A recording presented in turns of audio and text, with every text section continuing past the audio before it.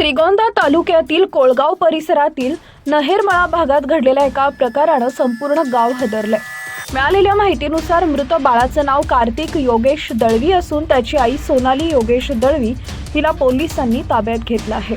27 नोव्हेंबरच्या दुपारी पोलिसांना फोनवरून माहिती मिळाली की नहेरमळा शिवारातील सुदाम दळवी यांच्या विहिरीत एखादे मूल तरंगताना दिसत आहे।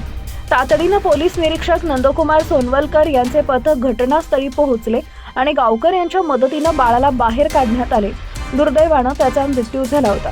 सुरुवातीला कार्तिकची आई सोनाली तसेच नातेवाईक सुषमा आणि ज्ञानेश्वर यांनी तपासात सहकार्य न करता चुकवणारी उत्तरं दिली। त्यामुळे चौकशी तीव्र करण्यात आली। कठोर प्रश्नोत्तरांमध्ये सोनालीनं अखेर गुन्ह्याची कबुली दिली। तिनं सांगितले की सकाळी 10:30च्या सुमारास घरात कोणी नसताना तिनं रागाच्या भरात झोपलेल्या कार्तिकला ब्लँकेटमध्ये गुंडाळले आणि थेट विहिरीत फेकून दिले। घटनेची माहिती मिळाल्यानंतर पोलिसांनी अवघ्या 1 तासात संपूर्ण प्रकरणावर पडदा उचलला। पुढील तपास एपीआय नंदकुमार सोनवलकर करत आहेत।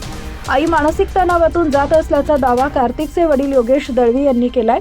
सोनाली काही काळापासून मानसिक दबावाखाली राहत होती आणि छोट्या छोट्या कारणांवरून तिला चिडचिड होत असे। त्याच तणावाच्या भरात तिचं हे पाऊल पडल्याचा त्यांचा दावा आहे।